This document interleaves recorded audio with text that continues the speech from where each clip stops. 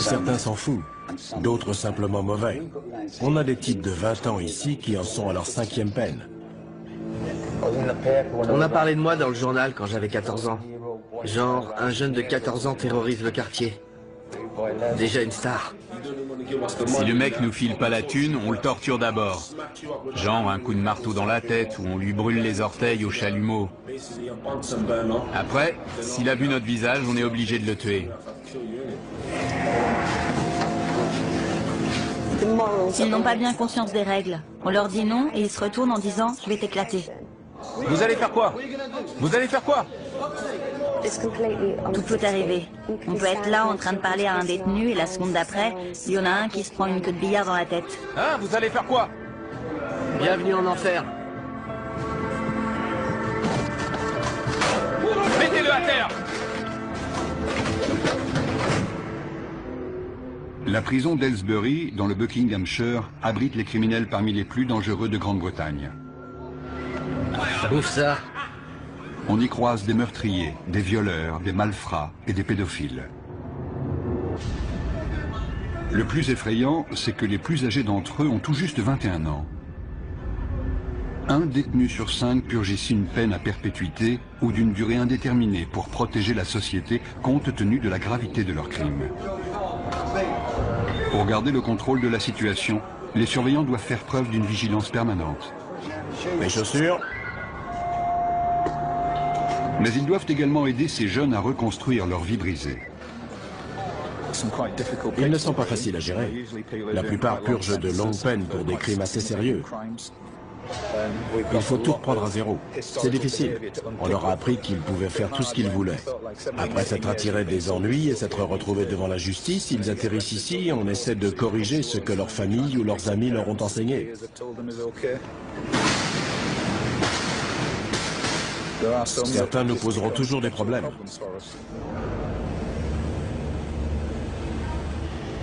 Aylesbury est un établissement redouté au sein de la population carcérale.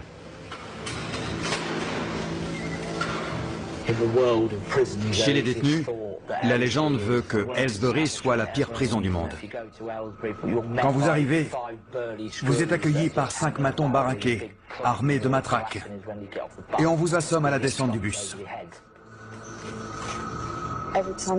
Ceux qui arrivent ont peur parce qu'on leur a dit qu'il y avait des problèmes de gang, des bagarres tous les jours, 4 à 7 par jour. Mais depuis un an, ça s'est un peu calmé. En revanche, quand un incident éclate, c'est généralement très sérieux. Ils utilisent des armes, des queues de billard, des armes artisanales, dans la gorge, dans la poitrine, sur le front. Il n'y a pas de règle. Et c'est rarement 1 contre 1. C'est plutôt 6 contre 1. Si le personnel n'intervenait pas, il pourrait y avoir des morts. Caspian Hogg est le dernier arrivé. Il a 18 ans. Après avoir été incarcéré dans un établissement pour mineurs, il a été envoyé ici en raison de problèmes disciplinaires. Asseyez-vous ici.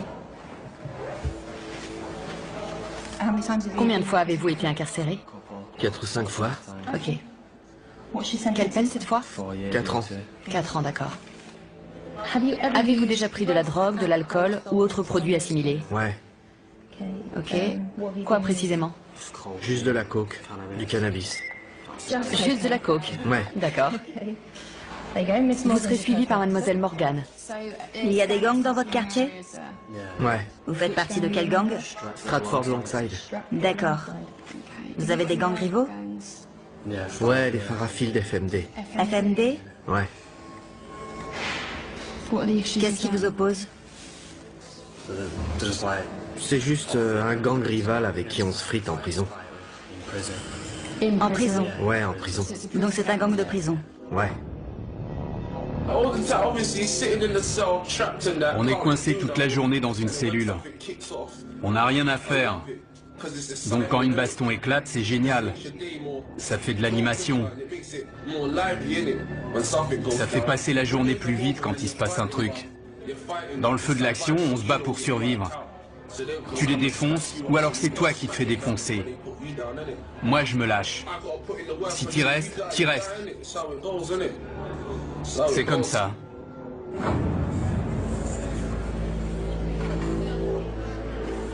On a des membres de gangs venus de Liverpool, de Birmingham, de Londres, et ils sont tous rivaux.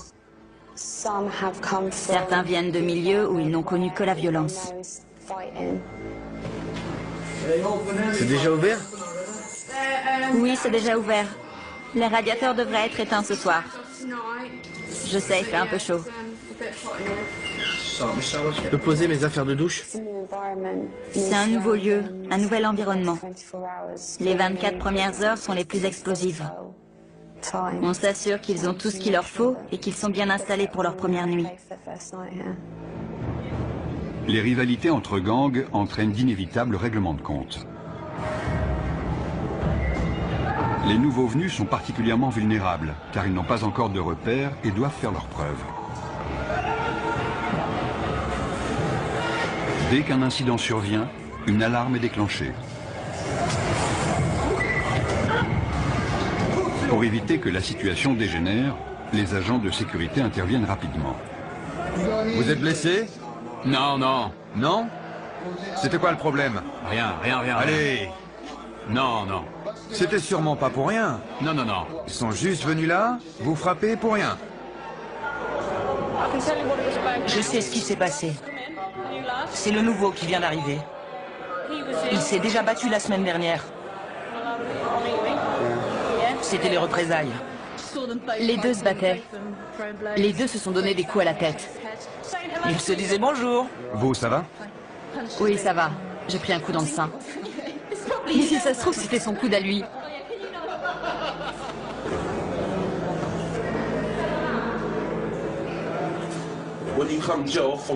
Quand on vient de la rue et qu'on arrive en prison, c'est encore plus violent que dans la rue, parce que tous les mecs de la rue sont réunis au même endroit.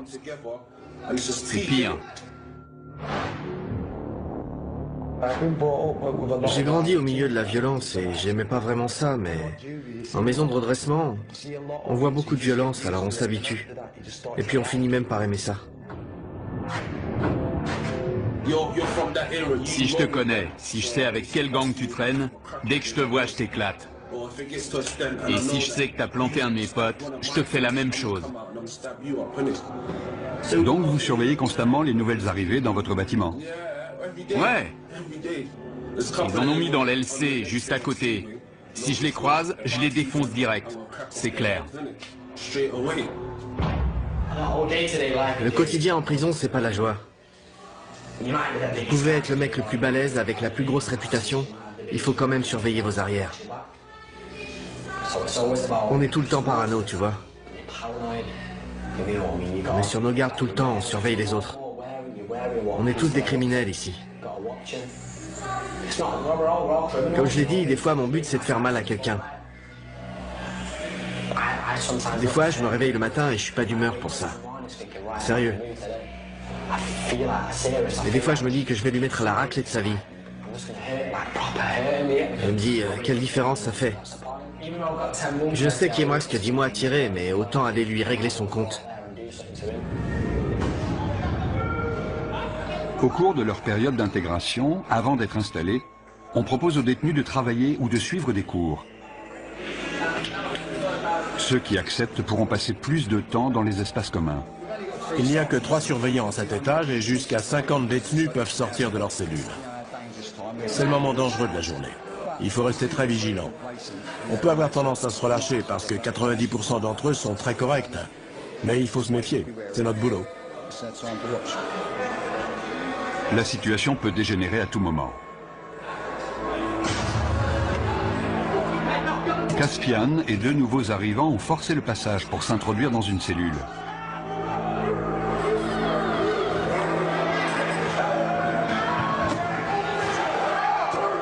Ils sont armés, ils sont 4.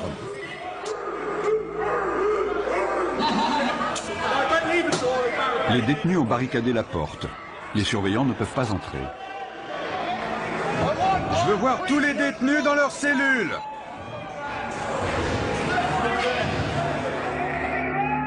Le directeur de la prison est informé que 3 nouveaux arrivants ont pris un détenu en otage dans l'aile C. Apparemment, il y aurait 4 détenus dans la cellule. Dont un otage. Ils sont 4, dont un otage. On va envoyer des négociateurs devant la porte pour tenter d'établir un dialogue et on avisera.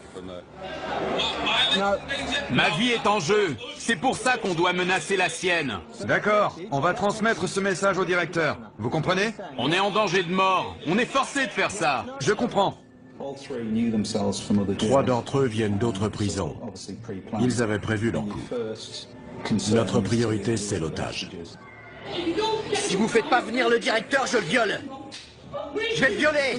Écoute, tu n'as pas à lui faire de mal. On t'écoutera de toute façon. Le négociateur joue un rôle clé car il analyse la situation pour nous. Si nous sentons que la vie d'un détenu est en danger, il est clair que les négociations sont terminées et qu'on doit intervenir. L'otage doit avoir conscience que le personnel est présent et jauge la situation car ils disent tous « je vais le tuer ». Mais est-ce qu'ils veulent vraiment le faire? J'aime pas cette prison, c'est tout. Je l'aime pas. T'es pas le seul. Mon problème, c'est que j'ai beaucoup de prisonniers qui ne sont pas heureux d'être ici.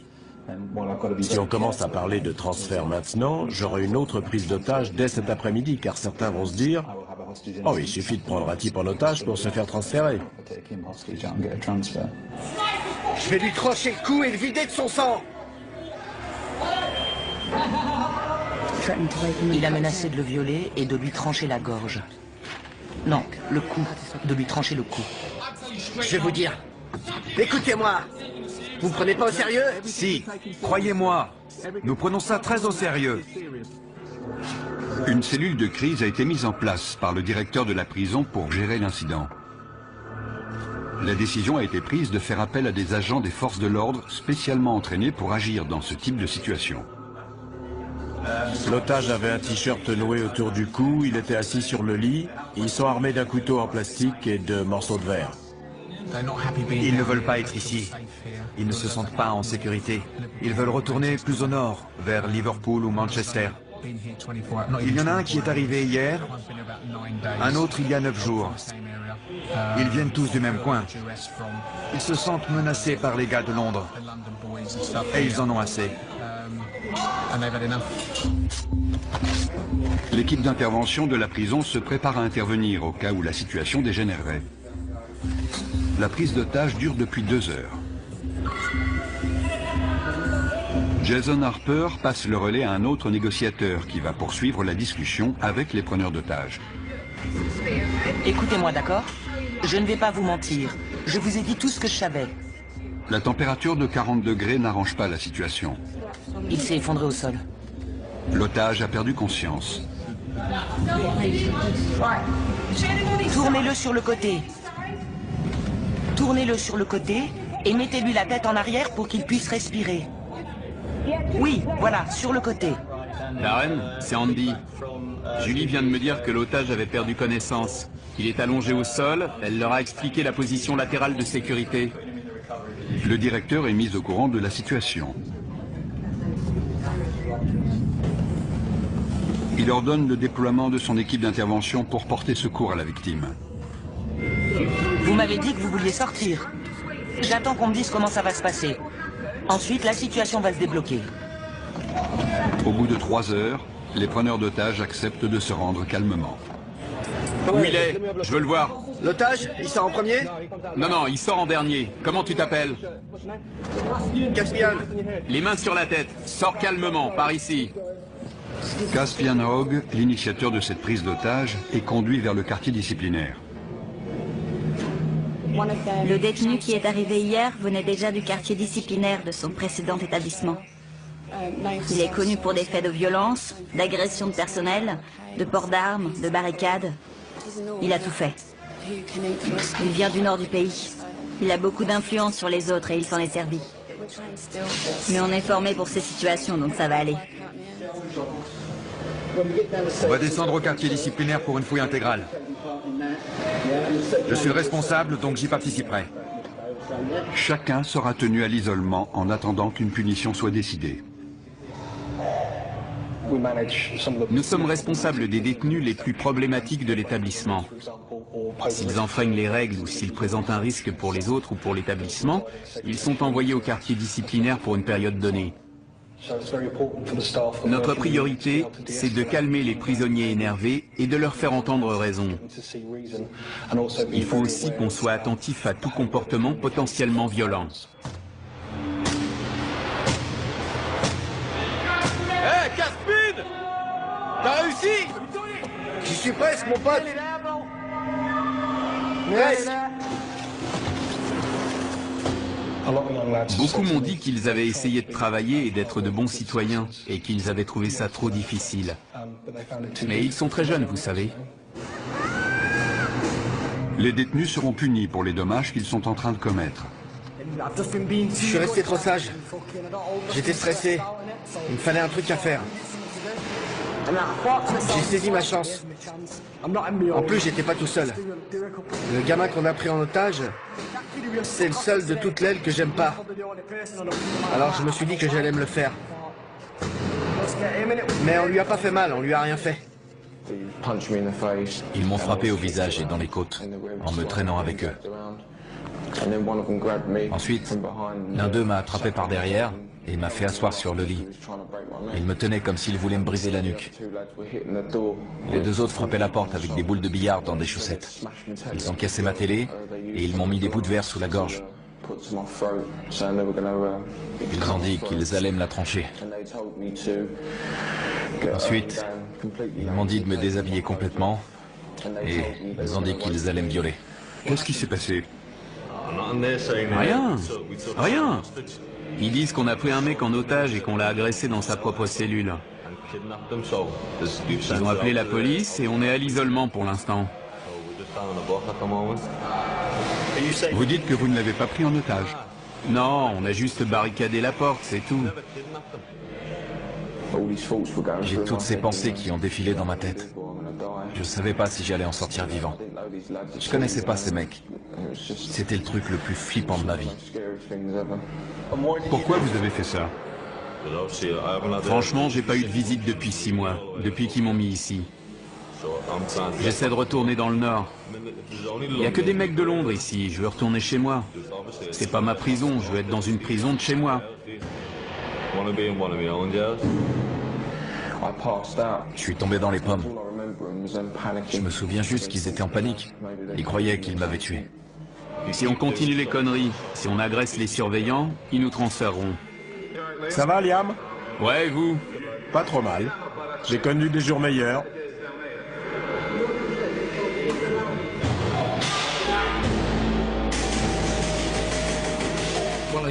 Un des détenus a inondé sa cellule. Il est armé.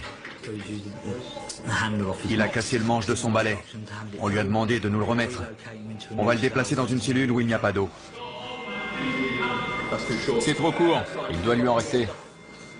Le détenu a jeté les morceaux de manche à balai dont il se servait comme arme. C'est trop court. Pourquoi vous avez gardé ce morceau, hein? Je vous avais dit de tout jeter. Reste sur le côté. Déverrouille la porte et je la pousserai. Reculez vers nous. Doucement.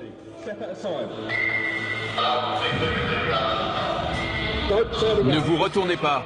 Restez face au mur. Le détenu n'a pas obéi et s'est retourné. À partir du moment où on ouvre la porte, les négociations sont terminées. Soit il se rend, soit on intervient. Arrêtez de bouger. Si vous faites pas ce que je vous dis, on devra de nouveau vous immobiliser. C'est compris? Ouais. Super, allez, debout. Tu lui maintiens la tête pendant qu'on le lève. Vous avez entendu? On tourne. On utilise la force que quand c'est nécessaire et de manière proportionnée, mais ça fait forcément mal. Fouille intégrale. Il va maintenant être fouillé intégralement au cas où il aurait dissimulé une arme.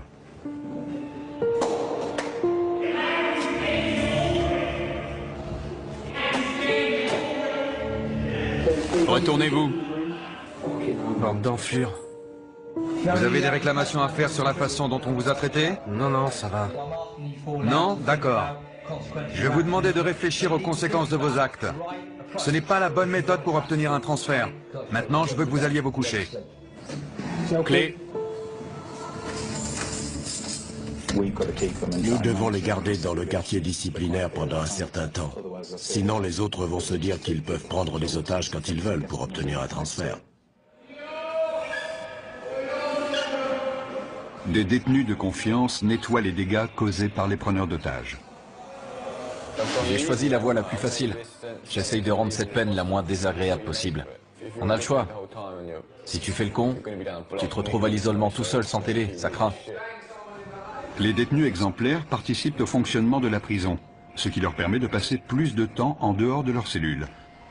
Josh est responsable de la lessive dans le quartier disciplinaire. Ça pue. Dans le quartier disciplinaire, Caspian se plaint d'entendre des voix dans sa tête et demande une aide psychologique.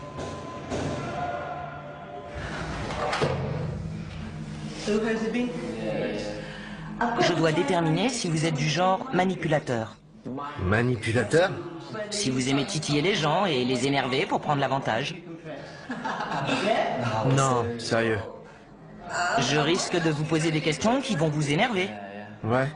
Vous avez le droit d'être en colère. Ce que vous n'avez pas le droit de faire, c'est être violent. Mais je suis un type violent, madame. Regardez mon dossier. Depuis mes 11 ans, je suis traîné de foyer en foyer et je suis incontrôlable. À 11 ans, j'ai arraché le torse d'un type avec mes dents. J'ai mordu une meuf à l'oreille. On a toujours dû me maîtriser. J'ai toujours le même sentiment. Je me dis que mon destin, c'est de tuer quelqu'un. Et la perspective de sortir d'ici, de commettre un tel acte, et de revenir en prison pour une peine à perpétuité, ne vous dérange pas? Ça dépend.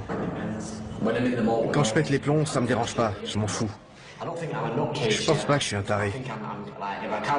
Mais si on m'aide pas maintenant, je vais finir par le devenir. Je ne suis pas convaincu à 100% qu'il souffre de troubles mentaux. Il souffre de troubles émotionnels, ça c'est sûr. Car non seulement il a des pensées violentes, beaucoup de gens en ont, ce n'est pas idéal, mais ce n'est pas un drame, mais il prend plaisir à être violent, ce qui alimente ses pensées et ses fantasmes. Je pense que son comportement pourrait le conduire au meurtre.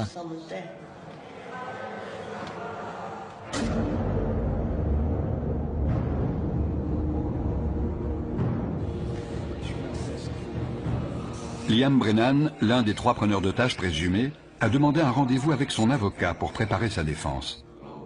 Vous voulez juste le choper dans sa cellule et fermer la porte.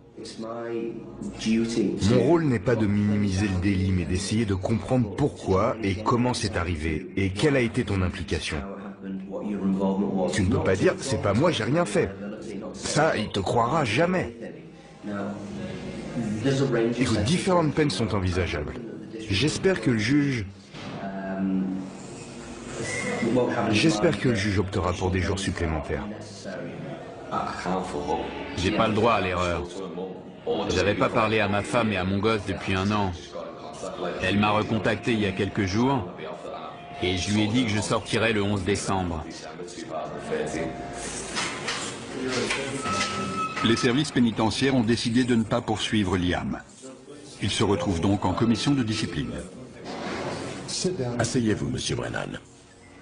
Je suis juge, je n'ai aucun lien avec cet établissement, vous comprenez? Oui. Vous êtes représenté par monsieur Ahmad, c'est exact? Oui, monsieur le juge. Pouvez-vous vous identifier, s'il vous plaît? Jason Harper. Vous serez le témoin de cette affaire? Oui. Il est dit que le 29 mai, vous avez retenu une personne contre son gré. Coupable ou non coupable? Non coupable. Monsieur Ahmad? Qu'avez-vous vu monsieur Brennan faire exactement? Il a passé beaucoup de temps à la porte avec moi pour m'expliquer leurs intentions. Je ne veux pas parler à votre place, mais si je comprends bien, il n'a pas menacé ni brutalisé d'une quelconque façon la victime. C'est exact. Lorsque vous étiez dans la cellule, avez-vous exprimé clairement votre désir de coopérer avec... Vous orientez l'accusé. Oui, monsieur le juge. Ne le faites plus. Vous connaissez la loi et la notion de complicité. C'est comme le chauffeur du véhicule qui attend les braqueurs de banque. Il se rend coupable de vol même s'il n'a pas pénétré dans la dite banque. Monsieur Brennan n'a apparemment eu aucun contact physique avec ce détenu qui était apparemment séquestré. Avez-vous vu les autres retenir la victime? Je n'ai vu personne le retenir. Quelle était la taille de la cellule? Petite, c'est une cellule de prison. J'ai du mal à croire que vous n'ayez rien vu. Ça me paraît inconcevable. Ou alors il ne s'est rien passé. Parce que sinon vous l'auriez forcément vu. C'est ça que vous me dites? Je dis pas qu'il s'est rien passé. Je dis juste que j'ai rien vu. Je regardais de l'autre côté. Vous avez entendu Monsieur Harper. Je lui ai parlé pendant un long moment. Il est très clair pour moi que vous étiez tous les trois complices dans cet incident et je n'ai aucune hésitation à vous déclarer coupable. Je vous impose 32 jours de détention supplémentaire. Vous avez tout compris? Oui, j'ai compris. Cette procédure est terminée, merci. Pourquoi n'a-t-il pas été mentionné que la victime avait été dénudée et menacée de viol? Ça m'a surpris. Ouais, ça m'a étonné aussi. C'est mon jour de chance. L'agression n'a pas fait l'objet d'une poursuite pénale car la victime a eu trop peur pour témoigner. Dans le quartier disciplinaire, tous les privilèges, y compris la télévision, sont retirés.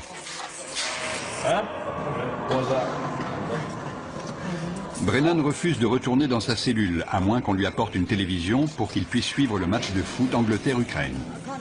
Je ne vous entends pas. Vous savez quoi? Quoi?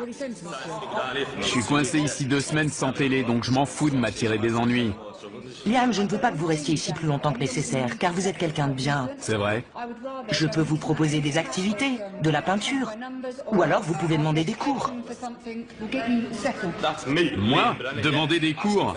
J'ai pas suivi de cours depuis mes 11 ans, demander des cours? J'ai pas envie de me pendre. Michel Morris parvient enfin à convaincre Brennan de rejoindre sa cellule.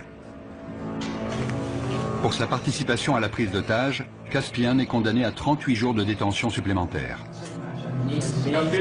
Caspian, c'est votre dernière chance d'obtempérer. J'ai dit non.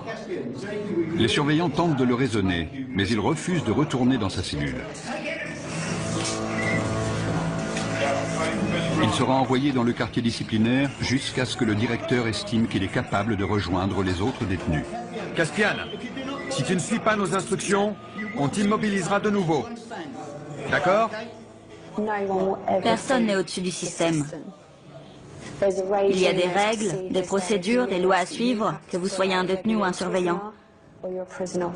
Personne n'est au-dessus de ça. Debout. Debout. Caspian, par ici. Il n'y a qu'à l'extérieur qu'on peut considérer ces jeunes de 18 ans comme des adultes. Beaucoup n'ont pas la maturité d'un adulte.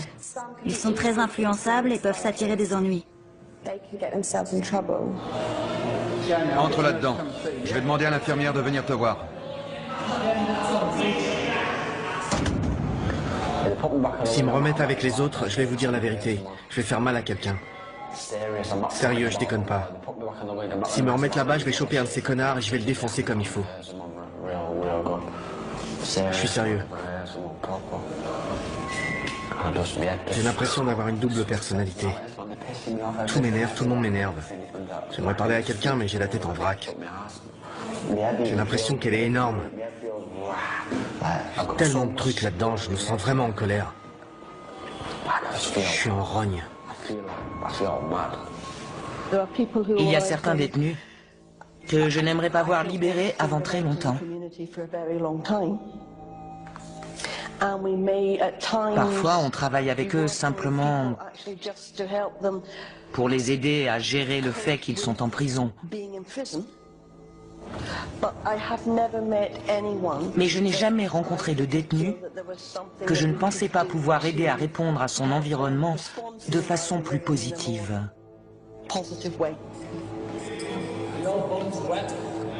L'état mental de Caspian Hogg continue d'être surveillé.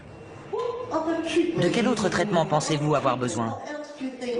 Est-ce que vous pensez que je peux faire autre chose pour vous aider? Non, rien. Il n'y a rien d'autre que vous puissiez faire. Pensez-vous que vous avez besoin d'apprendre à contrôler vos émotions? Non, je crois pas. Je connais mes émotions et je crois plutôt que j'en ai pas assez. J'essaie de pleurer, mais j'y arrive pas. Je peux pas pleurer. Sauf des fois, ça vient sans prévenir, ça arrive. Vous voyez de quoi je parle? Je pleure pas quand il se passe un truc triste. Ça m'arrive même de rire. Pour vous, est-ce plus normal de penser à ce que ressentent les autres ou de ne pas y penser? Ça dépend des moments. Là, c'est moi, je suis là, je vous aime bien. Vous me comprenez? Mais si vous tombez sur moi un autre jour, quand je suis en mode furieux, je vois des choses différemment. Tout est en vrac. Je pense comme un psychopathe. Quand j'étais gosse, j'ai jamais voulu devenir policier ou ce genre de truc. Déjà, quand j'avais 8 ou 9 ans, j'ai toujours voulu tuer des gens. Mon père s'est fait assassiner quand j'avais 6 ans. C'est un truc de dingue, quoi. Depuis, c'est ce brouillard. C'est le bordel dans ma tête. Jeudi, je vous ai pris rendez-vous avec un psychiatre. Cool. Je ne sais pas à quelle heure ce sera. Ok. Il vous prescrira peut-être des médicaments. Je serais content s'il m'en donne. Mais s'il m'en donne pas, je serai en rogne. Ça vous mettra en colère? Ouais, carrément. Je suis convaincu qu'on ne naît pas bon ou mauvais. On apprend de notre environnement comment réagir au monde qui nous entoure. Et certains apprennent que la meilleure façon de réagir à ce monde, c'est par l'agression ou la violence. Super papa, tu sais comment je t'aime? Et quand tu l'ouvres, c'est marqué gros comme ça. Le père de Caspian a été assassiné quand il avait 6 ans. Il est donc très conscient de son rôle de parent. Je veux pas que mon fils grandisse dans les mêmes conditions que moi. J'avais 14 ans quand je l'ai eu, mais j'ai vieilli. À l'époque, j'avais pas toute ma tête. Je faisais que fumer de l'herbe, voler, j'étais débile. J'étais un gamin, donc je faisais des trucs de gamin.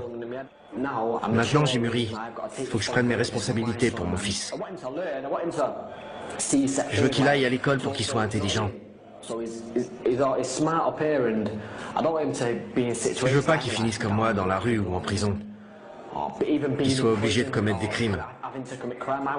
Je vais être là pour lui, qu'il puisse me parler ou me demander de l'argent quand il en a besoin. Je vais être un père pour lui, c'est tout. Il faut que je sois un bon père. C'est con de jamais le voir, c'est vrai. C'est horrible. Il faut tenir le coup et pas lâcher l'affaire. Je peux lui parler de temps en temps, c'est déjà ça. Devon avait 15 ans quand son fils est né. À l'époque, je voulais pas de gosse, tu vois. Mais c'est arrivé comme ça. Elle m'en parlait tout le temps. Et alors je me suis dit, pourquoi pas? Quelqu'un va peut-être te régler ton compte demain. Tu sais pas où tu vas finir, alors autant pas perdre de temps.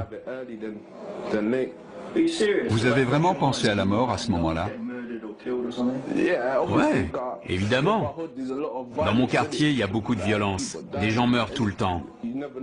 On n'est jamais à l'abri, ils peuvent vous dégommer quand vous traversez la rue. Pour certains détenus, le téléphone est le seul moyen de rester en contact avec leur famille. Ouais, tu me manques, bonhomme. Non, tu peux pas venir me voir. Papa est occupé. Papa nourrit des animaux. Je sais pas comment ça se met. Je veux pas que ça lui tombe dessus. Dans la chapelle de la prison, Josh se prépare pour la fête des pères. Exceptionnellement, les détenus exemplaires sont autorisés à passer du temps avec leurs enfants. Je peux jouer avec lui? On peut se rouler tous les deux par terre, je peux lui courir après. Une fois, il voulait que je vienne l'attraper, mais je pouvais pas aller plus loin. Je suis heureux de pouvoir passer 5 heures avec lui au milieu des rires et des pleurs. J'ai envie de l'attraper et de lui faire des câlins. Tu peux ouvrir la bouche? Bravo. Ça me plaît pas de le voir se faire fouiller, mais je préfère avoir cette relation avec lui. J'ai de bonnes raisons de changer. J'ai un gosse et une fiancée, une famille qui a besoin de moi. Pour être honnête, si j'avais pas ma famille, je me serais sûrement pas comporté aussi bien. Viens là, mon grand. Ils ont besoin de moi. Ils comptent sur moi pour sortir d'ici. Où elle est, ta cape? Tu fais ton timide? Si je me comporte bien, je retrouverai ma famille. C'est simple. Si je joue le jeu, je gagne tout. Sinon, je perds. Comment ça va, ma belle? Oh, arrête.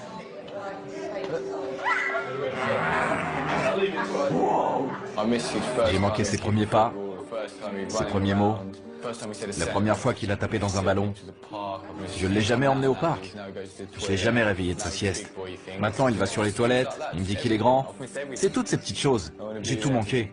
Je veux être là pour le border le soir, pour me réveiller avec lui. La nuit, il vient dormir avec sa maman. Je veux être là quand il fait ça.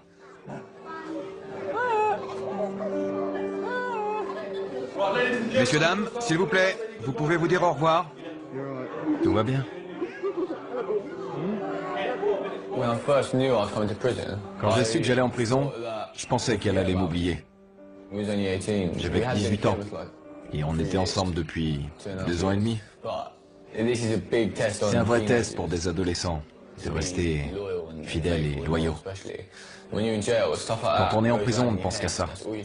Il faut pouvoir compter sur quelqu'un de confiance pour traverser ça. Sinon, on craque. Je pourrais être là toutes les nuits à imaginer qu'elle me trompe. À plus. Je t'aime.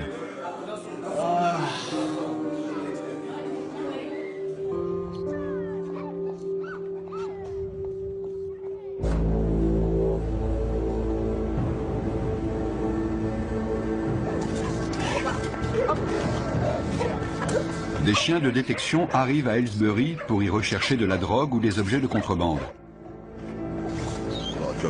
Il y a beaucoup de dealers en prison, et ça ne risque pas de s'arrêter. Il y a de l'argent à se faire. Les téléphones portables sont aussi un problème sérieux. C'est pour ça que les chiens sont capables de les trouver. Ils peuvent être utilisés pour planifier des évasions ou tout autre type d'événement. On fouille des cellules tous les jours. Et tous les jours, on trouve des choses. Sortez de votre cellule. Quand ils voient les chiens, certains se précipitent pour cacher leur matériel. On demande aux détenus de sortir de leur cellule pour que les chiens puissent travailler tranquillement. C'est n'importe quoi, il va renifler partout. Comment savez-vous qu'il a trouvé quelque chose? Il s'immobilise et pose son nez sur l'endroit concerné. Si c'est hors d'atteinte, il reste assis et regarde dans la direction de l'objet.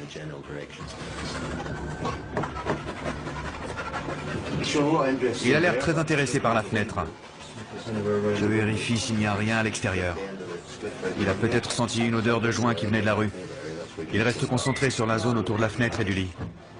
J'étais en train de pioncer et ils amènent un chien dans ma cellule pour renifler partout. C'est n'importe quoi. Notre équipe fouille la cellule pour essayer de trouver ce que le chien a senti. Il semblait concentré sur une zone en particulier, donc c'est là qu'on fouille en premier. J'espère qu'on va trouver quelque chose. Les chiens poursuivent leur inspection des cellules. Ça sent dès qu'on ouvre. Il a fumé dans sa cellule, c'est sûr. Le chien va nous dire si la drogue est encore là. Oui, ça sent. Il y a de la drogue et des téléphones partout dans la prison. Avant, tout le monde planquait ça dans le meuble de l'évier en retirant les vis avec un coupon ou un truc dans le genre. Je vous en dirai pas plus. Avec un téléphone, on peut appeler qui on veut, envoyer des textos, parler à sa chérie le soir, vous voyez ce que je veux dire. On peut dire ce qu'on veut, gérer ses affaires, son fric, tout ça. Vous avez déjà eu un téléphone ici? Ouais, mais c'est trop de pression. On devient parano. Ils finiront toujours par le trouver. La première fois, on est là, ouais, ils le trouveront jamais. On se croit le plus fort, et puis ils finissent par en trouver un chez un mec, et là, tu peux être sûr qu'ils vont le faire parler. La semaine d'après, boum, un autre passe à table. On n'est jamais tranquille parce qu'ils savent tout ce qui se passe ici. Ils cachent parfois leurs affaires au fond de leur poubelle. Ils croient qu'on va pas les fouiller parce que c'est dégoûtant. Des cartes SIM, des téléphones, il y a tout. On a toujours un cran de retard parce que dès qu'on trouve quelque chose, ils cherchent une autre cachette. Une antenne cassée, ça peut servir d'arme. Il en a plus besoin, on l'apprend. Ils aiment regarder des images, évidemment. Je veux pas savoir ce qu'il fait avec ça.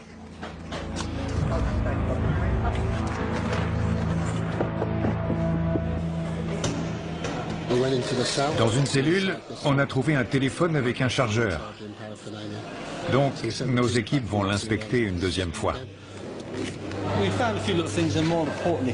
On a trouvé des petites choses, mais le plus important, c'est de montrer qu'on est vigilant et qu'on peut lancer ce genre d'opération quand ça nous chante. C'est intéressant d'observer leur réaction.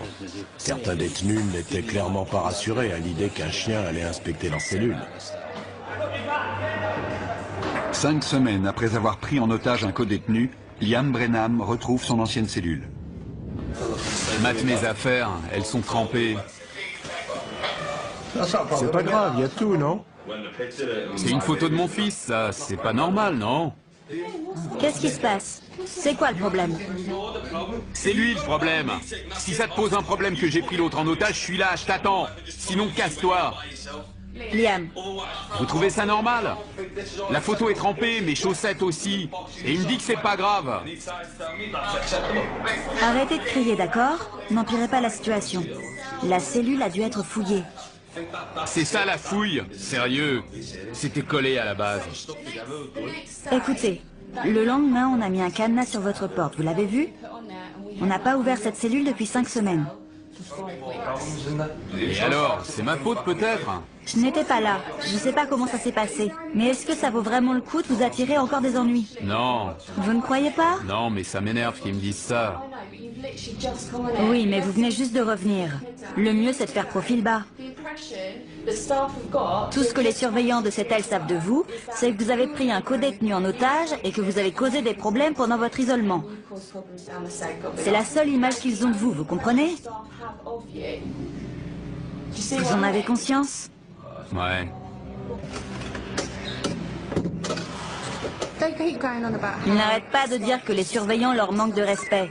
Mais ce sont eux qui sont grossiers avec nous, qui nous manquent de respect et qui voudraient qu'on prenne des pincettes avec eux. Comme s'ils étaient des gosses à qui on devait apprendre les règles de la prison. Ils ont entre 18 et 20 ans, ils sont censés être adultes et savoir rester respectueux. Un bon comportement peut permettre aux détenus d'être transférés plus près de leur domicile. Quand j'ai Tasha au téléphone, j'entends les mouettes derrière elle. Quand je serai transféré, elle sera tout près de moi. On partagera le même ciel, on sera au même endroit, on entendra les mêmes choses. C'est comme si je rentrais déjà chez moi. Josh va purger le reste de sa peine à proximité des siens. Soucieux de contrôler ses pulsions violentes et de rentrer chez lui, Caspian a accepté de prendre des antipsychotiques. Ça calme ce qui se passe dans ma tête. Et ça marche? Ouais, dans un sens. Mais c'est pas génial. Je me réveille le matin, il y a des taches de baffe sur le drap. J'ai même pas d'oreiller, j'ai carrément oublié. Est-ce que vous vous sentez mieux? Est-ce que ça a calmé vos pensées? Ouais, les pensées ont disparu, mais le problème, c'est l'état dans lequel ça vous met. J'aime bien être un peu défoncé, mais là, j'ai l'impression d'être un zombie, tu vois. Genre, un taré sous médoc. Le mec complètement à la masse.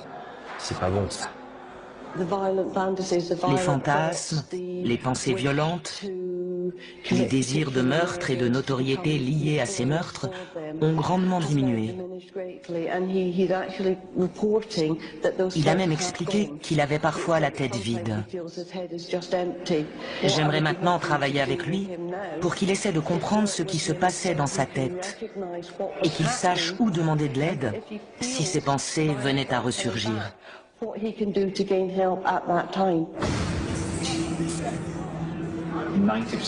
90% des détenus que nous accueillons ici vaquent à leurs occupations et font ce qu'on leur demande.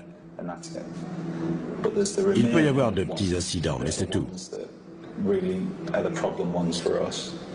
Ce sont les 10% restants qui causent la majorité des problèmes. Ils ne veulent pas rester tranquilles ni faire ce qu'on leur dit. Ils se rebellent constamment. Ils essaient de créer le désordre pour saper notre travail.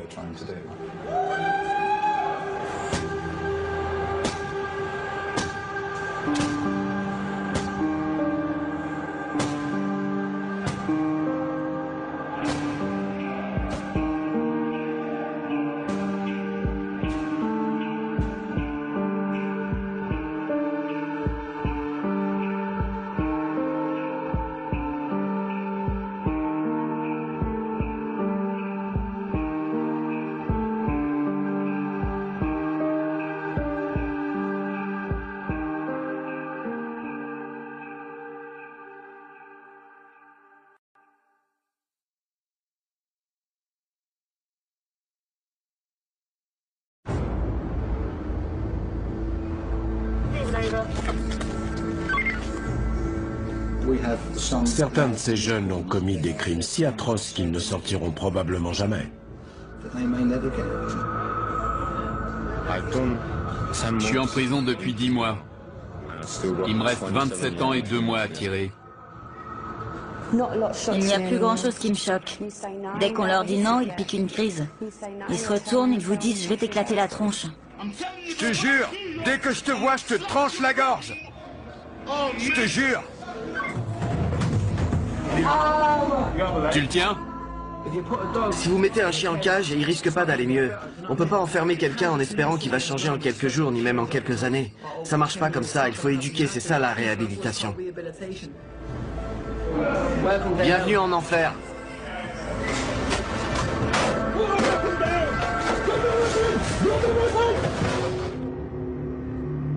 Le personnel de la prison d'Aylesbury est chargé d'encadrer des jeunes de 18 à 21 ans, parmi les plus dangereux et les plus imprévisibles d'Angleterre.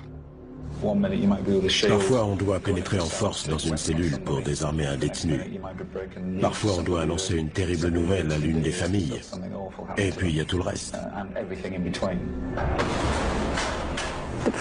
En tant que surveillant, on se retrouve piégé dans ce petit monde où les principes et la morale sont remis en cause. Les gros criminels, ceux qui ont commis des crimes atroces et qui se montrent violents en prison, ce sont eux qui inspirent le respect aux autres détenus. Une fois qu'ils ont établi leur réputation, ils sèment la pagaille et perturbent le bon fonctionnement de l'établissement. Beaucoup sont violents, et le fait de les mettre en prison n'y change rien. Ils ont été élevés comme ça, ou bien ils ont choisi d'adopter cette attitude vis-à-vis des autres. C'est un environnement qui peut être très intimidant parfois. Plusieurs membres du personnel ont été agressés ces dernières semaines. On recule! Ce détenu vient d'agresser un surveillant après avoir refusé d'obéir à un ordre. Vous pouvez vous lever. L'agresseur est conduit directement au quartier disciplinaire. Qui effectue la fouille? Si tu n'obéis pas, je vais leur demander de t'attacher et on t'enlèvera tes vêtements nous-mêmes. Le détenu refuse de retirer ses vêtements qui pourraient contenir des traces d'ADN prouvant l'agression. Ils n'obtempèrent pas toujours. Il y en a qui étaient des chefs de bande à l'extérieur et on doit leur dire « Non, cette prison, c'est comme une mini-société. » Ferme-la, mec. Ferme-la. Qu'est-ce que je vous ai dit sur votre attitude? Ah ouais, je suis censé faire quoi? Dire oui, monsieur? On ne vit pas dans une utopie. On ne peut pas soigner tous les maux. On essaie simplement d'apprendre à ces jeunes à se comporter de façon correcte avec les autres. De leur montrer que l'abus verbal ou physique n'est pas tolérable. Quand un collègue se fait agresser violemment et qu'il est blessé, on le prend personnellement, parce que même si on travaille dans des départements différents, on forme une équipe. Quand on voit son collègue en sang, d'instinct on aurait envie d'aller vers lui. Mais on est là pour s'occuper des détenus. Une fois que le détenu est immobilisé, c'est un peu gênant de devoir dire « Appelez une ambulance pour tel collègue, je dois rester avec le détenu ».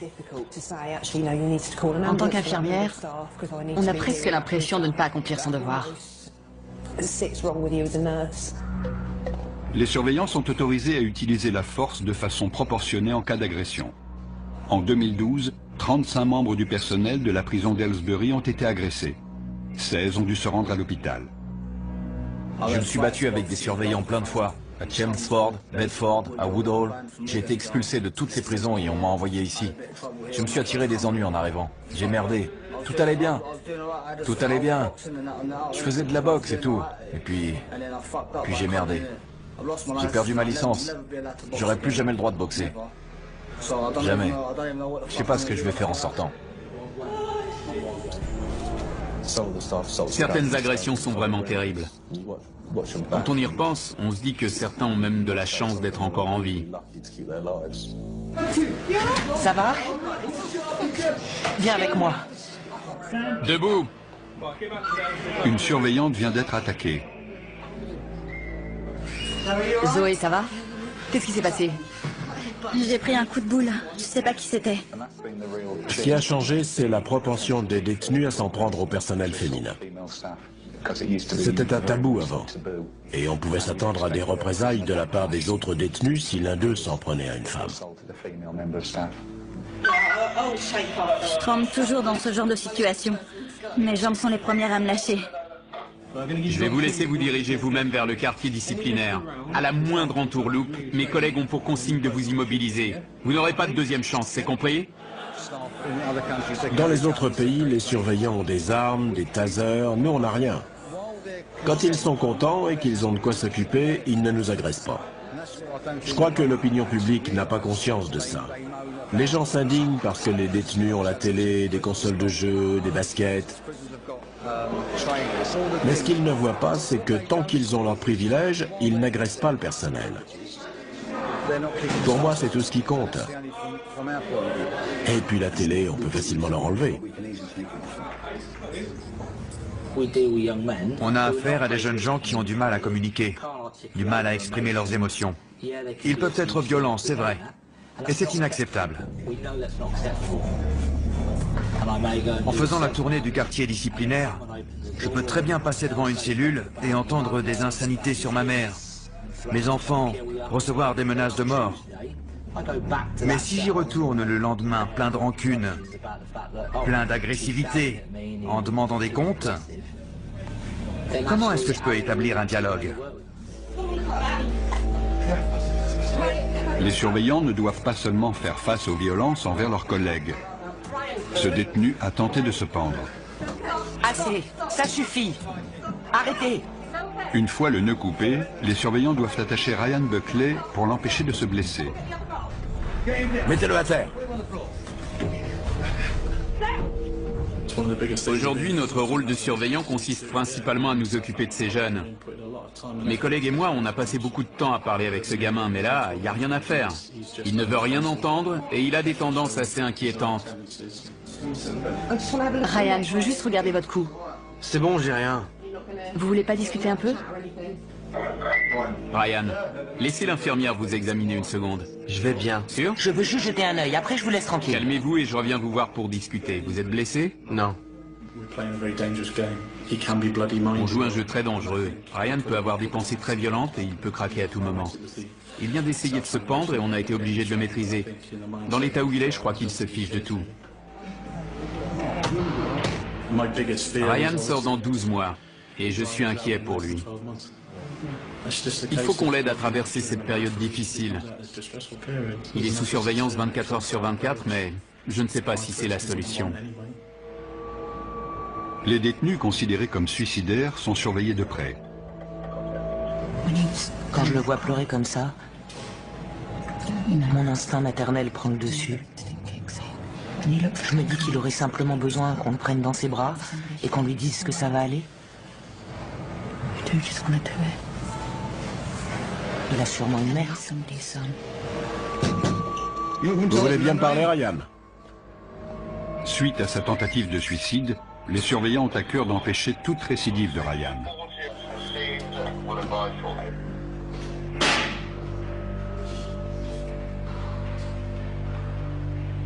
Qu'est-ce qu'il fait? Il va s'asseoir dessus.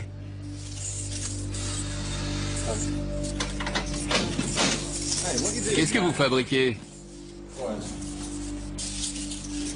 Ryan, vous voulez bien descendre, s'il vous plaît? Ne tombez pas, je vais avoir la commission de sécurité sur le dos. Ça me rappelle une scène de sueur froide, vous l'avez vu? Il faut me dire ce qui ne va pas. Votre comportement est inquiétant. Qu'est-ce que vous ressentez? Vous êtes heureux? Triste? C'est l'enfer. J'en ai marre de cette vie de merde. Vous avez essayé de vous étrangler avec vos lacets. On va donc procéder à une évaluation des risques et on va retirer les objets avec lesquels vous pourriez vous faire du mal. D'accord? Laissez l'infirmière vous examiner rapidement. Je veux juste jeter un œil, Ryan.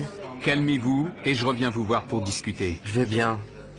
Sûr? Vous êtes blessé? Non. Il a des marques de ligature assez importantes au niveau du cou et une légère éraflure sur la nuque. Il a aussi des coupures sur les bras, mais je pense qu'elles se sont rouvertes quand on l'a immobilisé. Sans son accord, je peux pas faire grand-chose. Je repasserai plus tard s'il change d'avis. Pour l'instant, il n'est pas disposé à me voir. Ryan, il faut vraiment essayer de vous calmer. On essaie de l'aider et on intervient quand il essaie de s'étrangler, mais il est décidé à se tuer. Il est enclin à l'automutilation. Le personnel est déjà intervenu 7 fois ce matin. On a trouvé toutes sortes d'instruments, des morceaux de briquet, de stylos. Il avait plusieurs lames de rasoir sur lui ce week-end. On l'avait fouillé et on a quand même trouvé des lames de rasoir plus tard. Il se coupe avec tout ce qu'il peut trouver. La cellule de Ryan est fouillée pour en éliminer tout objet avec lequel il pourrait se blesser. Je remplace ses draps par des draps indéchirables. Pour qu'il ne puisse pas se pendre avec. Sortez tout. Je ne veux plus rien voir dans sa cellule. Il a retiré la petite partie métallique qu'on trouve sur les briquets et l'a cassée pour obtenir un bord tranchant. Il utilise ça pour se taillader. Je lui retire son savon parce qu'il essaie de le manger. Il déroule ça complètement pour cacher les lames de rasoir à l'intérieur. Donc on le prend aussi. Je vais lui en donner un nouveau.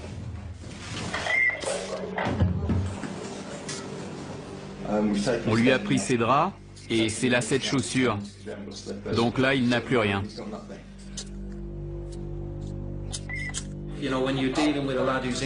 Quand on a affaire à un jeune perturbé, il faut rester très vigilant vis-à-vis du risque de suicide.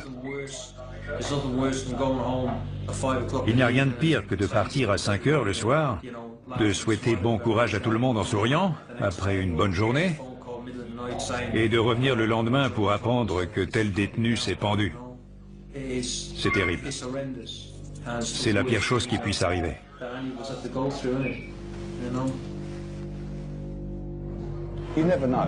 On ne peut jamais prévoir ce qui va se passer, et on voit des choses assez horribles. J'ai dû détacher une vingtaine de détenus qui essayaient de se pendre. Pour l'un d'eux, c'était trop tard. Il faut apprendre à encaisser. Il faut encaisser et oublier vite. Sinon, ça vous torture l'esprit et vous ne pouvez plus venir travailler. Ça peut vous rendre fou.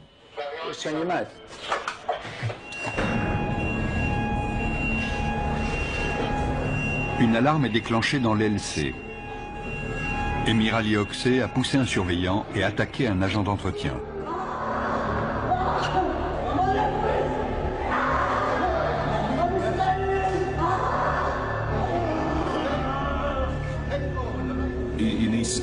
Il faut qu'il se calme. S'il continue comme ça, il ne sortira jamais de prison. J'ai eu l'occasion d'apprendre à le connaître et je pense que si quelqu'un peut l'aider, c'est moi. Mon poignet! Mon poignet! C'est un garçon sympathique en réalité. Mais il a un côté sombre. C'est un peu Dr. Jekyll et Mr. Hyde. Il bout de l'intérieur, ses yeux sont exorbités. On peut voir la rage qu'il habite. Il n'arrive plus à se contrôler. Il a beaucoup de force, il est très athlétique. Et il pourrait démolir n'importe quoi, peu importe qui se trouve sur son chemin. Même si ses parents débarquaient, ça ne suffirait pas à le calmer quand il est dans cet état.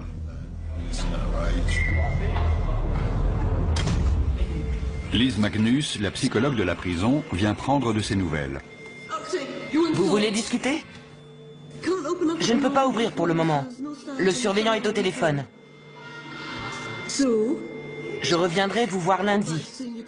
Non, pardon, je voulais dire vendredi. Vous allez rester tranquille? Faudrait être cinglé pour pousser 2 surveillants et aller attaquer un mec pour rien. Faudrait avoir un problème. Évidemment qu'il m'a provoqué. Il vient à ma porte pour m'emmerder. Je lui dis de partir et il me traite de tapette. Il me traite de tapette et il me fait « laisse tomber ». Comment ça, laisse tomber? Faut être sérieux là, il a pas à faire ça. Il a pas à faire ça. Ça se fait pas.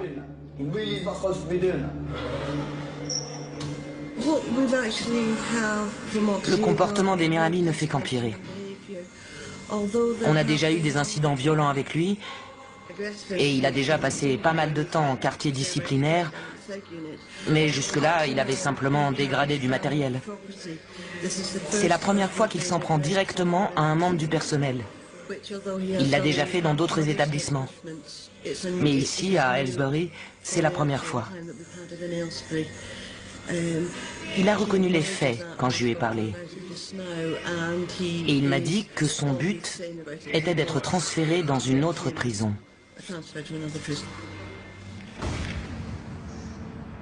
Il voudrait sortir d'ici. Le problème, c'est qu'il est très instable. C'est un élément perturbateur. Il lui arrive d'agresser le personnel ou bien d'autres détenus. Il vient encore d'agresser un agent d'entretien. Et nous sommes obligés d'ajouter ça à son dossier pour notre communication avec les autres établissements. Ça risque d'être difficile de le transférer. 8 établissements avaient déjà été contactés. Et ce matin, un 9e a refusé. Vous vous rendez compte? Ça fait 9 prisons qui veulent pas me prendre. Personne ne veut de vous? Écoutez, je préfère être direct. Ils nous disent pourquoi on le prendrait. Il a l'air intenable. Il y a un fusible dans votre petite tête qui saute un peu trop rapidement. Et il faut absolument que vous changiez ça. Ouais. Allez, à plus tard. Oxey, encore 1 minute et je t'envoie à la douche. Hier, je sais pas ce qui m'a pris. Mais je me suis défendu. Ils m'ont griffé le nez. Ils m'ont niqué le visage. Donc je vois pas pourquoi je leur ferais pas la même chose. Je pense que je vais continuer.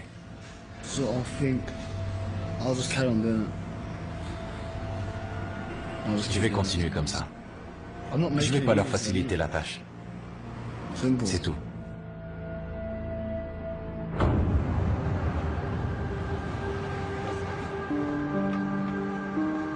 À la prison d'Aylesbury, c'est l'heure des visites. Les visites, c'est le moment que j'attends le plus. On n'a pas grand-chose à espérer ici à part ça. On est enfermé 15 heures par jour. Jess, la petite amie de Louis, lui rend visite 1 fois par semaine. Vous avez un soutien-gorge à armature? Oui. On peut pas faire grand-chose pendant les visites. Les bisous et les câlins, ça me suffit, tu vois. Je suis content qu'elle vienne me voir, ça me rend heureux. Quand je sortirai, on pourra se retrouver au lit, tu vois. J'ai plus que 9 mois à tirer. Louis Bibi. Oui, il est au fond. Je le vois, merci. Louis a fait la connaissance de Jess en correspondant avec elle par courrier. Ça va, toi? Ouais, ça va. T'es sage? Ouais, je suis sage. C'est vrai? Ouais. Cool, j'ai un truc à te montrer. Ah? Ah. Je vais pas pouvoir t'embrasser, on dirait. Arrête. T'es pas gentil. Non, je plaisante, t'énerve pas. Depuis que j'ai rencontré cette fille, je tiens à quelqu'un pour la première fois de ma vie. On s'est mis ensemble il y a 2 mois. Je lui ai demandé de m'épouser au bout de 2 semaines et elle a dit oui. C'est la première fois que quelqu'un croit en moi. Tu te tiens carreau? T'es sage? Ouais, je me tiens tranquille. Je te crois pas. Tu me regardes pas dans les yeux. C'est parce que tu me fais rire. Avant de rencontrer cette fille, je pensais qu'à enfreindre la loi. J'ai mené une vie de dingue depuis mes 8 ans. J'avais 12 ans quand on m'a pincé pour la première fois. J'ai été arrêté pour cambriolage une 15aine de fois. J'ai dû en commettre 600 ou 700 dans ma vie. Maintenant que je l'ai rencontrée, je sais que je vais changer. Je veux pas la décevoir. C'est ça l'amour. Maintenant, j'ai des projets. J'ai eu mon diplôme. Ouais, je suis fier de toi. T'es fier de moi? Tu vas trouver un boulot facilement maintenant. Tu rêves? Mais si. C'est jamais facile de nos jours. Il faut que je lui achète une bague. En sortant, je me trouverai un job. On fera peut-être des enfants, on aura une maison avec des gamins qui courent partout. On se voit mercredi ou jeudi? Faut savoir. Mercredi si tu peux. Sinon jeudi. Ok, j'y vais. Je t'aime. Moi je t'aime plus. Au revoir. Ça vous suffit? Non. Une fois par semaine, c'est jamais suffisant. Quand elle m'embrasse, ça me fait des frissons partout. Après, quand elle s'en va, j'ai envie de pleurer, tu vois. Je pleure souvent dans ma cellule. Je pleure comme un bébé. Les gens disent qu'après avoir pleuré, on est censé se sentir mieux, mais ça, c'est des conneries. Moi, je suis toujours déprimé. Ça le fait pas trop de dire que son petit copain est en prison. Mais on choisit pas de qui on tombe amoureuse. C'est comme ça. Je crois pas que je sois un méchant. J'ai fait des petites conneries, mais être méchant, c'est quand tu poignardes quelqu'un. Moi, j'ai volé des voitures, ce genre de truc. C'est rien, ça. Franchement, c'est rien comparé à ce qu'ont fait certains. J'aime pas les gentils garçons. J'en ai connu un, mais à force, ils sont trop gentils. Il faut qu'ils aient un côté sombre. Ils ne sont pas ensemble depuis très longtemps. Et toute son attention est concentrée sur cette jeune fille. Elle est toute sa vie. Il nous a déjà expliqué qu'il voulait l'épouser en sortant. Il faut qu'on reste vigilant. C'est une situation délicate. Elle est jeune, elle est dehors, elle peut rencontrer quelqu'un d'autre. Prison ou pas, les relations amoureuses peuvent prendre fin. Et là, ça serait un cataclysme, vu la façon dont il se comporte vis-à-vis d'elle. Si je l'avais pas, j'aurais pas de raison de vivre. Mais heureusement, elle est là et j'ai une motivation. Ça plaît pas à mon père. Ma mère a dit qu'elle lui laissera une chance quand il sortira. Mon père est plus réservé, mais il le connaît pas. Peut-être que ça ira mieux après. J'espère, parce que sinon, je suis dans le pétrin. Je reviens te voir mercredi au jeudi. Je crois que j'ai des potes ici qui en ont marre parce que j'arrête pas de parler d'elle. Toute la journée, je fais que parler d'elle. Il faut absolument croire que les gens peuvent changer. C'est l'objectif final. On fait ce métier pour protéger la société en gardant ces personnes ici le temps de leur peine. Mais il faut leur proposer quelque chose. On attend d'eux qu'ils travaillent, qu'ils deviennent meilleurs et qu'ils prennent leurs responsabilités. On essaie de les amener vers une situation où, à leur sortie, ils pourront trouver un travail ou une formation. Ça réduit leurs chances de revenir ici un jour. Ici, les détenus peuvent suivre une formation de cuisine. La nourriture est délicieuse. Une tortilla pour Steve, pas trop grosse. Ils sont très gentils, très polis. Ils servent très bien. Ils deviennent bien plus mûrs qu'en restant dans leur cellule. Eh Buckley, t'as postulé pour la cantine? Malgré sa tendance à l'automutilation, Ryan a été autorisé à tenter sa chance en cuisine. Ouais, je me sens beaucoup mieux maintenant que j'ai ce boulot. Je commence en bas de l'échelle, mais ça me gêne pas. Ça m'occupe. En cuisine, il y a plein d'instruments que les détenus suicidaires peuvent cacher sur eux pour les ramener dans leurs cellules. Il faut que je sois très vigilant et que je le suive de près pour qu'il n'ait pas l'occasion de prendre quoi que ce soit. Mais si on le traite bien, il devrait répondre de manière positive. On lui donne l'opportunité de faire le bon choix. En 2 semaines, il a rempli tous les objectifs que je lui avais fixés, ce qui lui a permis de décrocher le meilleur job de la cuisine, plongeur. Tu nettoies tous les plateaux, je vais te chercher les autres si tu veux. Ok. C'est cool en prison quand on est entouré de gens qui nous aident. On peut suivre des cours et passer des diplômes de cuisine. Quand on sort et qu'on se retrouve dans la société, là, il y a beaucoup moins de gens pour nous aider. Je veux pas retourner au foyer. Il y a des mecs qui se droguent là-bas. Même avec un boulot, j'ai plus de chances de replonger et de retourner en prison. Je peux toujours dire non, mais c'est dur quand on est mal entouré.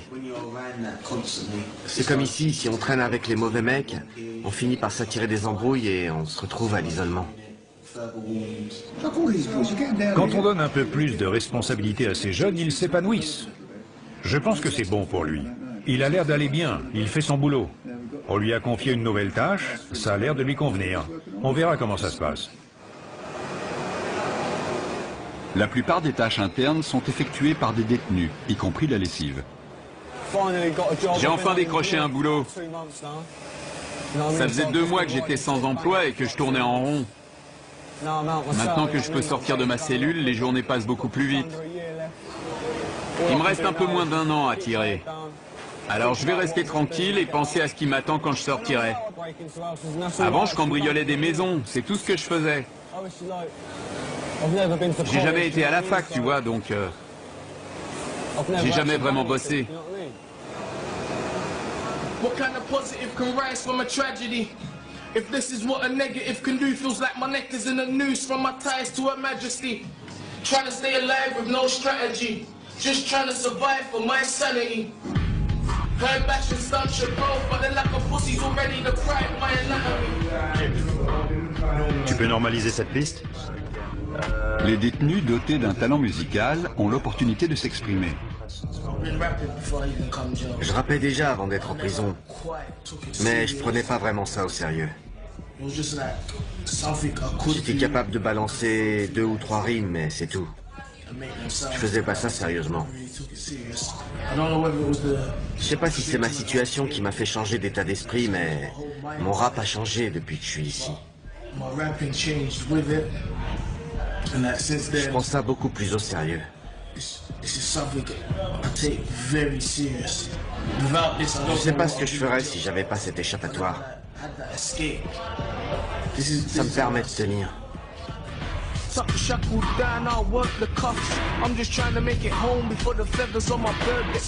Condamné à perpétuité, Kenny Cornwall exprime souvent sa frustration en dégradant le matériel de la prison. Je crois qu'on l'a contrarié et il a pété les plombs. Il a dit « si je peux pas jouer, personne joue ». Et il a arraché le tapis de la table de billard. Les autres ne vont pas être contents, ils n'ont plus rien à faire, c'est affreux. Les 2 tables sont hors d'usage. Et on n'a rien pour remplacer. On avait 2 tables pour l'aile principale et on n'en a plus. Qu'est-ce qui s'est passé? Vous avez cassé quelque chose? Quel débile. Il a les jetons alors, il a dégradé les tables pour partir à l'isolement, ce con. C'était juste pour ça. Les autres ne vont pas être très contents d'apprendre ce qu'il a fait. Il n'est plus en sécurité ici, je ne peux pas le laisser se balader. On va l'envoyer au quartier disciplinaire, c'est ce qu'il voulait.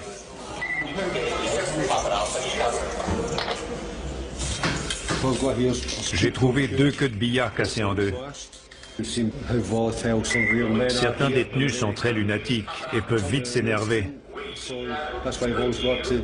Donc il faut être vigilant et bien vérifier qu'il ne manque rien pour que personne ne soit blessé avec une arme de ce genre.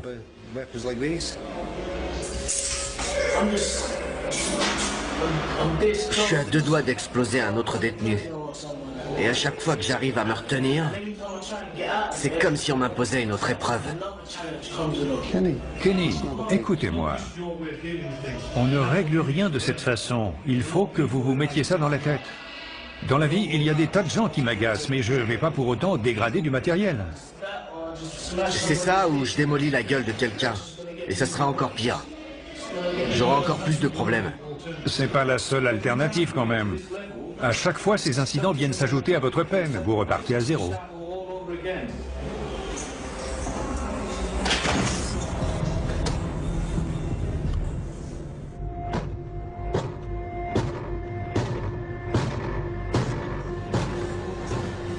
Qu'est-ce qu'il y a, Oxey? Quand qu'on mange? Dans 10 minutes. C'est pour ça que vous tapez dans la porte? Vous vous foutez de nous. J'ai envie d'exploser la gueule de quelqu'un. Pour qu'il sache qu'on déconne pas avec moi.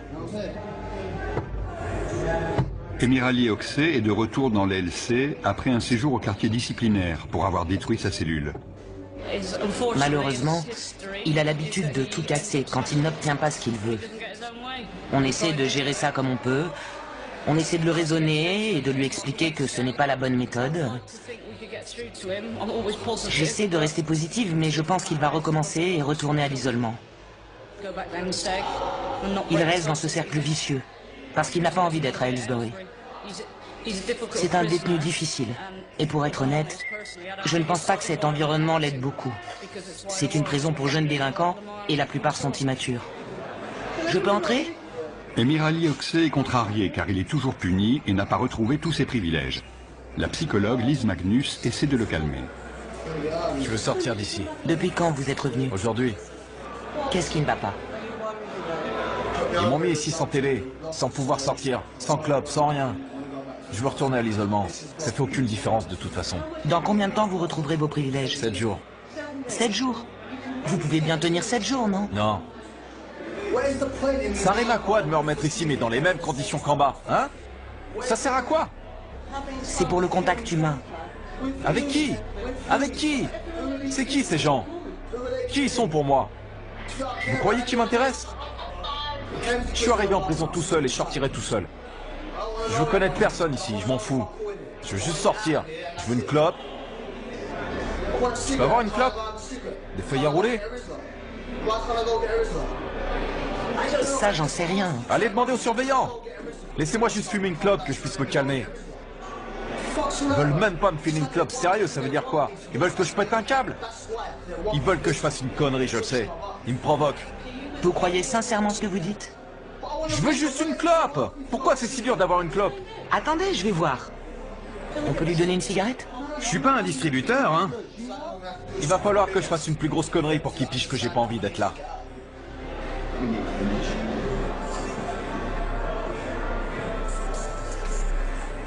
Si ça règle le problème de lui donner une cigarette, pourquoi ne pas lui donner?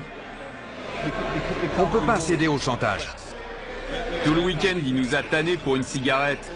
Il a tout détruit à l'isolement.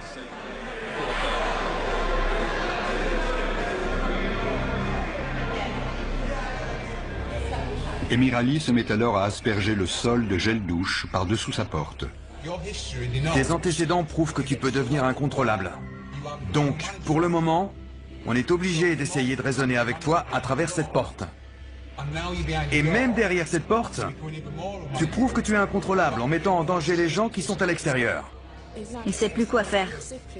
Il avait clairement affirmé qu'il était le chef de la prison et qu'il nous contrôlait tous. Il est en train de comprendre que ce n'est pas le cas, alors il essaie d'attirer l'attention par tous les moyens. Emirali, qu'est-ce qui se passe? Qu'est-ce que vous avez encore fait?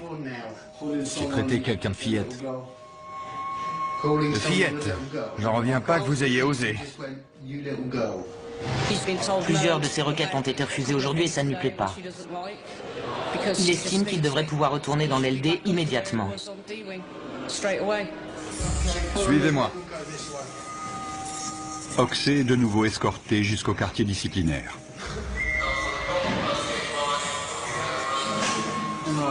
Emirali, comment ça va? Vous avez encore eu des problèmes? Ouais. Il refuse désormais de s'alimenter. Toutes les machines ont besoin de carburant pour fonctionner. Surtout les modèles de sport très performants. Pourquoi vous ne mangez pas? J'ai pas envie. J'ai pas envie de manger. Vous ne savez pas? J'ai pas envie. Est-ce une façon de protester? Donc vous n'avez pas faim? Ouais, voilà, j'ai pas envie de manger. On va essayer de le faire manger. On lui a parlé et il semble que c'est une forme de protestation, mais on verra comment ça évolue. Je le connais. Il aime manger et il fait beaucoup d'exercices, donc il a besoin de force. J'espère que d'ici 3 jours, ça sera passé. Si je mange pas, ils seront obligés de me transférer. C'est simple. C'est le seul moyen. C'est jamais une façon efficace de se faire entendre. L'établissement ne cède pas. Sinon, tout le monde se mettrait à faire des grèves de la faim. Emir Ali, enlevez ça que je puisse entrer. Emir Ali continue ses provocations. Il a détérioré sa cellule et bouché ses toilettes. Dans 3 ans, vous vous voyez où? Toujours ici. Toujours ici. D'accord. Comment décririez-vous la prison? C'est de la merde. Quelle est la chose que vous avez pour vous en ce moment? Quel est votre point fort dans la vie? Ce que vous avez pour vous, c'est que vous êtes jeune. Vous pouvez encore changer. Vous pouvez sortir d'ici. Vous aurez quoi? 23 ans en sortant? Imaginons que vous viviez jusqu'à 70 ans. Ça vous laisse encore 43 ans, soit en prison, soit dehors. C'est vous qui avez décidé de venir ici. Et c'est à vous de décider si vous voulez sortir. Je suis un emmerdeur, hein. C'est vrai. Vous aimez votre mère? Ah ouais, évidemment. La prochaine fois que vous verrez votre mère, demandez-lui à quoi elle pense le soir en se couchant et le matin en se levant. La réponse, ce sera vous. Combien de vos anciens potes sont passés voir votre mère pour lui demander si elle avait besoin de quelque chose? Aucun. Donc moi, si j'étais vous, en sortant d'ici, dans 3 ans, quand je croiserai mes potes dans la rue, je leur dirais d'aller se faire foutre. On peut réhabiliter certains détenus. On sait que certains ne reviendront pas ici. Malheureusement, la majorité d'entre eux vont revenir. Ils ont grandi dans des quartiers pauvres. Ils n'ont aucune éducation. Ils n'ont pas de travail. Quand ils sortent, il n'y a pas de travail pour eux. Il n'y a pas de boulot pour des jeunes gens sans éducation et encore moins pour ceux qui sortent de prison et qui n'ont rien fait pendant 3 ou 4 ans. Moins de 36 heures après avoir entamé sa grève de la faim, Emir Ali change d'avis. Pain blanc ou pain complet? Blanc.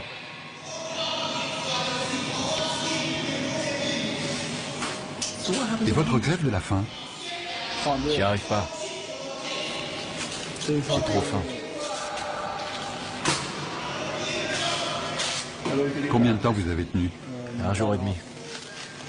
Vous êtes plus gourmand que moi. Je mange plus que vous, ça c'est sûr.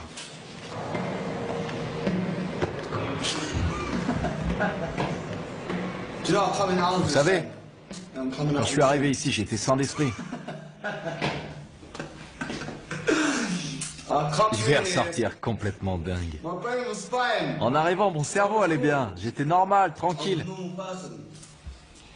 Ils m'ont déglingué.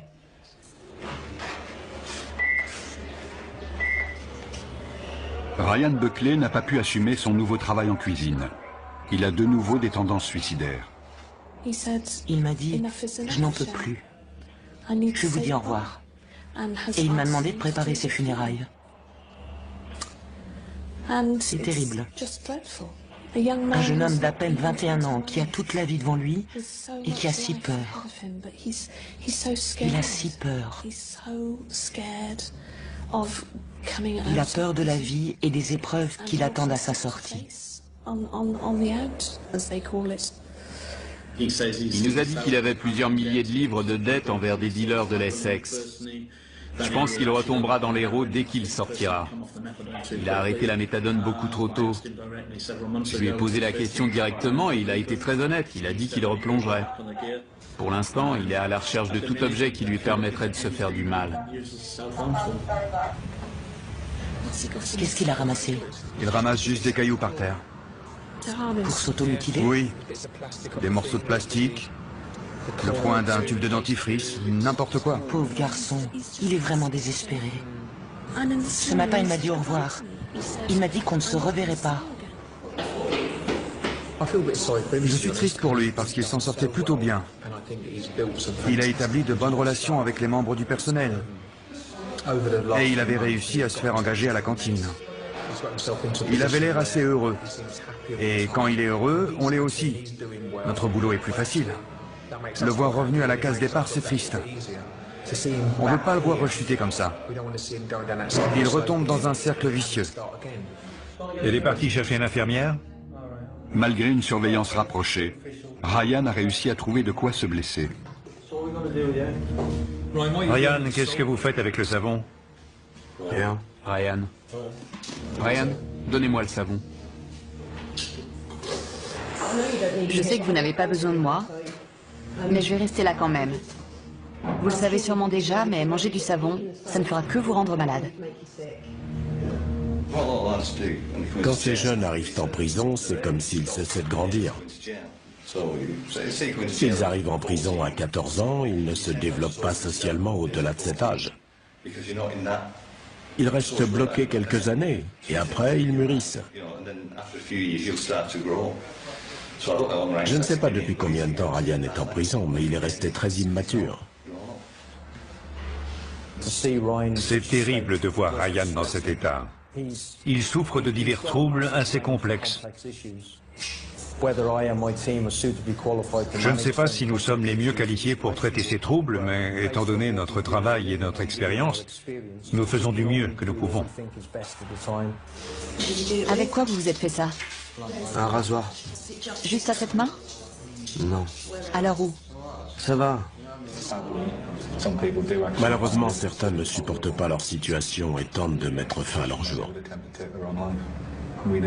Nous les connaissons bien, car nous sommes leurs parents de substitution. Nous mettons tout en œuvre pour les aider à s'en sortir.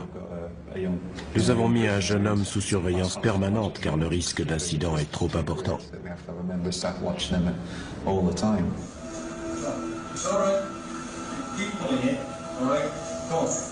Une fois ses blessures soignées, Ryan Buckley tente à nouveau de se pendre. Il y avait de la bave et de la morphe partout. Ça semble radical, mais pour lui retirer son nœud, j'ai été obligé d'enfoncer mes doigts dans la peau de son cou pour pouvoir passer mon couteau de secours. Il avait perdu conscience. Ses lèvres étaient bleues, ses yeux exorbités. C'était une tentative sérieuse. Les gardiens réaniment Ryan et lui sauvent la vie. On doit faire tout ce qu'on peut pour le remettre d'aplomb. Il faut essayer de l'encadrer au mieux pour lui permettre de retourner dans la société sans être un danger ni pour les autres, ni pour lui. Pour l'instant, il faut attendre et voir comment ça va se passer. Dans le quartier disciplinaire, un détenu a décidé de protester par la saleté. Votre alarme est allumée?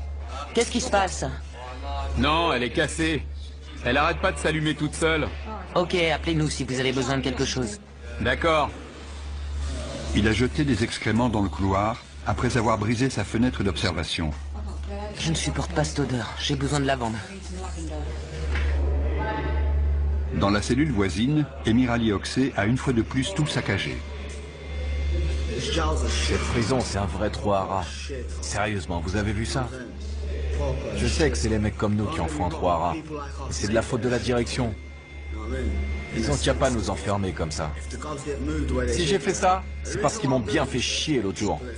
Ils m'ont trop emmerdé. Je prends ma revanche. C'est tout. Je m'en tape. La plupart de ceux qui entament ce genre de protestation par la saleté ne sont pas mentalement dérangés. Ils font ça parce que c'est ce qui cause le plus de répulsion. Et leur but est de faire entendre leur mécontentement de la façon la plus claire possible. Une équipe en tenue de protection intervient pour mettre fin à l'incident et permettre le nettoyage des lieux. Tu crois que tu me fais mal? T'es qu'une lopette! Le détenu est placé dans une cellule spéciale, entièrement vide. Emir Ali, lui, choisit de ne pas résister. Je sais pas ce qu'ils ont dans la tête pour faire ça. Ils doivent avoir des problèmes. Pour faire des trucs pareils. Je comptais vous voir dans la salle de discussion aujourd'hui. Et c'est tombé à l'eau. Je m'arrêterai pas. Qu'est-ce que je peux vous dire pour vous convaincre de ne plus faire ça? Je veux me barrer d'ici. Je sais. Mais vous savez que je ne peux pas faire grand-chose à ce sujet. Je peux être votre porte-parole, c'est tout. Tout le monde ici serait ravi de vous voir partir. Mais qui va vouloir de vous? On doit essayer de leur inculquer beaucoup de choses avant qu'ils ne repartent d'ici. Il faut leur apprendre à s'en sortir en étudiant des cas concrets. Par exemple, si quelqu'un vous propose de la drogue, vous dites quoi? Soyez honnête. Il faut réussir à les convaincre que les choses peuvent changer et qu'une fois dehors, ils auront changé et ils pourront aller de l'avant. J'essaie juste de passer une bonne journée, mais bon. Je sais déjà que ce sera pas le cas. Depuis qu'il est à Aylesbury, Ryan Buckley a passé 220 jours sous surveillance permanente pour sa propre sécurité. Louis Bibi espère s'installer avec sa fiancée, Jess, dès sa sortie. Le refus d'obéissance d'Emir Ali Okseh lui a valu 576 jours de prison supplémentaires.